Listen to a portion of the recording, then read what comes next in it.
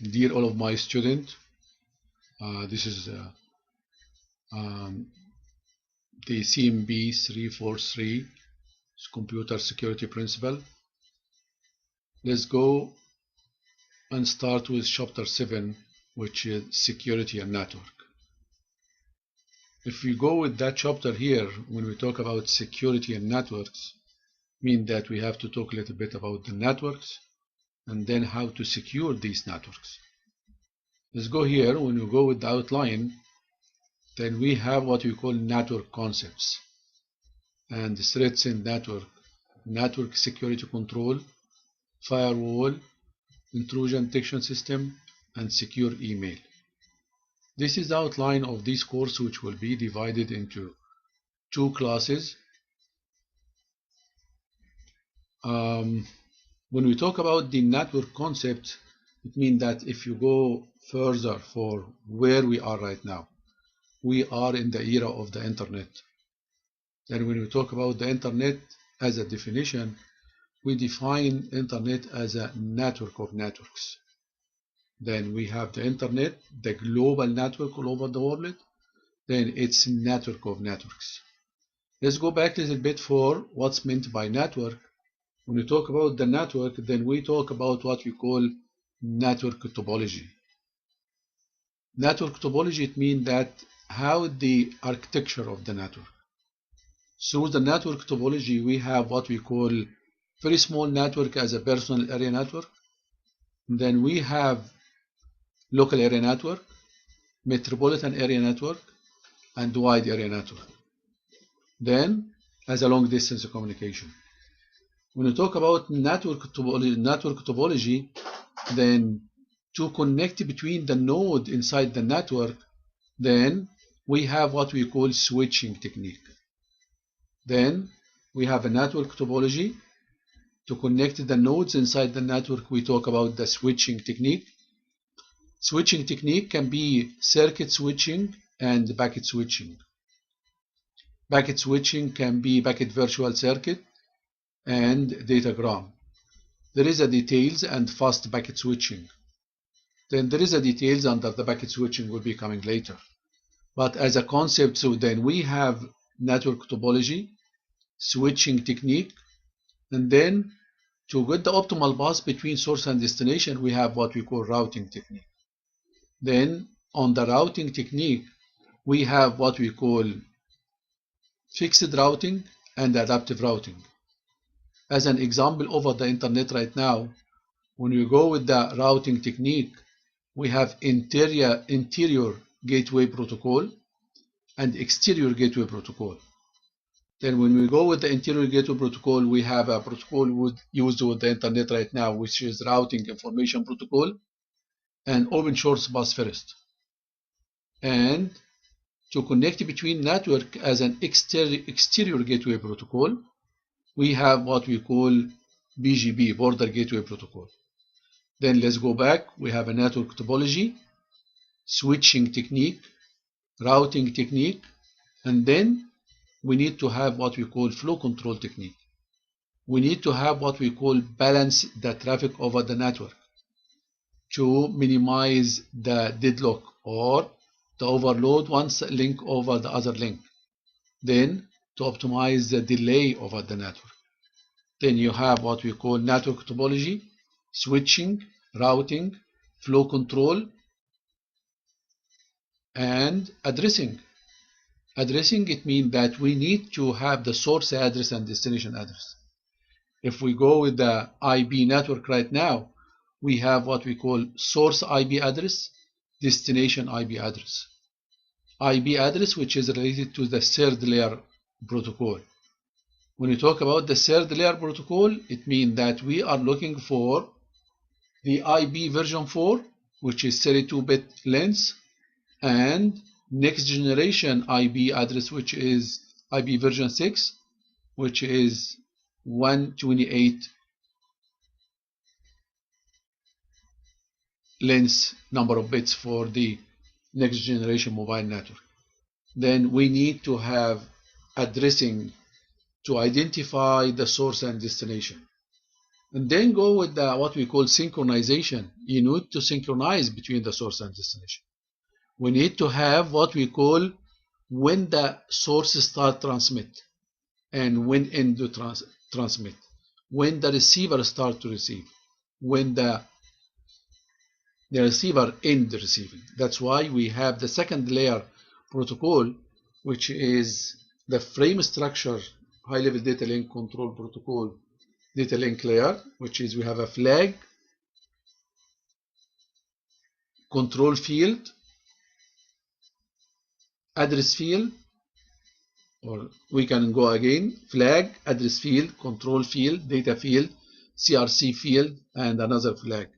The flag and the flag which is start and end of the frame, which is used for synchronization, and then control field used for flow control and error control, and CRC field which is used for error detection technique.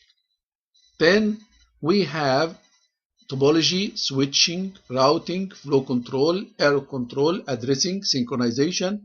Then by the end, we need to control all of this through what we call a protocol. Then the protocol is a set of rules that govern the exchange of information from one point to another point. It means that we have a protocol which is a set of rules that govern the exchange of information from one point to another point. Is it only one protocol over the internet right now? No, we have a multiple protocol. That's why we come to what we call computer communication architecture, or the ISO reference model, which is related to the 7-layer protocol: physical layer, data link layer, network layer, transport layer, session layer, presentation layer, and application layer. And we move to the TCP/IP protocol, which is 5 layers, which is the which is related to the physical layer, data link layer, IP layer, transport layer, and application layer. This is the concept introductory for the network or computer network. Through the computer network, which is an important network, that's fine. We are using the network for each activity right now, for each business right now, for economic, for research, for the army, for everything. That's why the network start to be as a critical component through our life. That's why we start to have an attacking from outside. That's why we are looking for what we call network security. One of the network security, then we will go here simply with each other for what we call one of the security component to secure our network, which is the firewall and intrusion prevention system.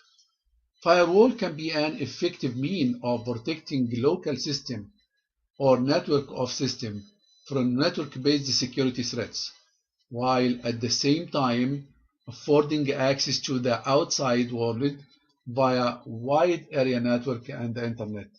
It means that the firewall is used as a perimeter defense, single checkpoint to impose security and auditing, insulating the internal system from external network. The internet connectivity is essential. That's the threat is coming to that one. That's why we start by what we call firewall.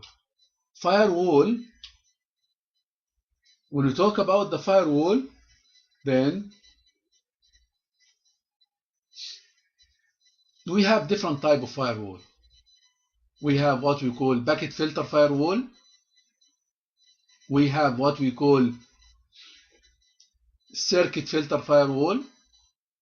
We have what we call application filter firewall.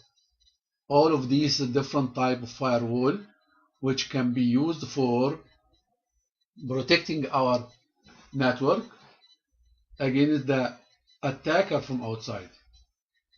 When we go with the firewall, and then we can talk a little bit about the firewall configuration. We have what we call bastion host. Can be single homed bastion, dual homed bastion. Then we have what we call DMZ. demilitarized zone, which is protecting our server inside our system.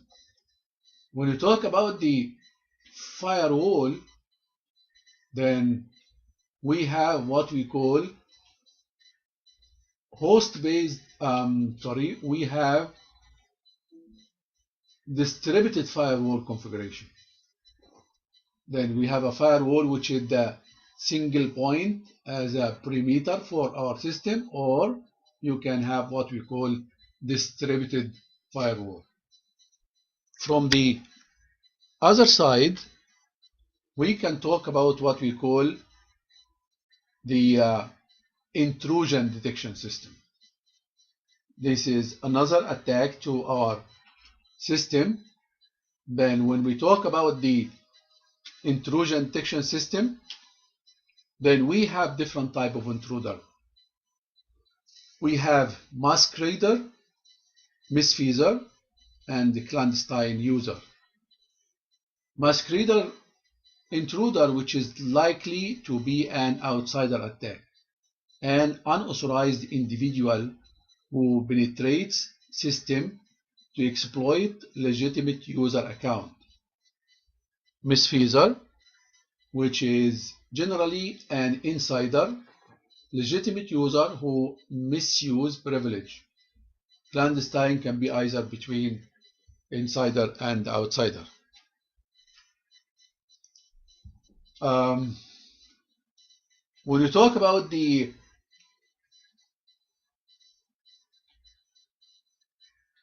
intrusion, then to protect ourselves, we have what we call intrusion detection system, which is the host-based intrusion detection system and network-based intrusion detection system.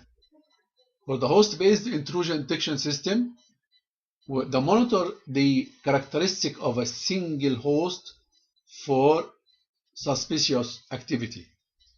For the network-based intrusion detection system, monitor network traffic and analyze network traffic transport and application protocols to identify suspicious activity. Then intrusion detection system can be on the level of the host, can be level on the network.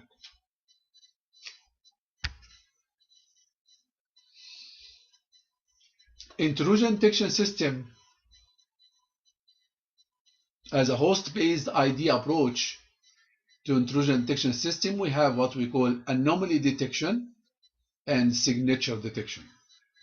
Under anomaly detection, we have what we call threshold detection, profile-based, and under signature detection, we have involved an attempt to define set of rules or attack pattern that can be used to decide that a given behavior is that of an intruder. This is just introductory for the network concepts, firewall, intrusion detection, and then the details will be coming through the class step by step. Thank you so much. Bye-bye.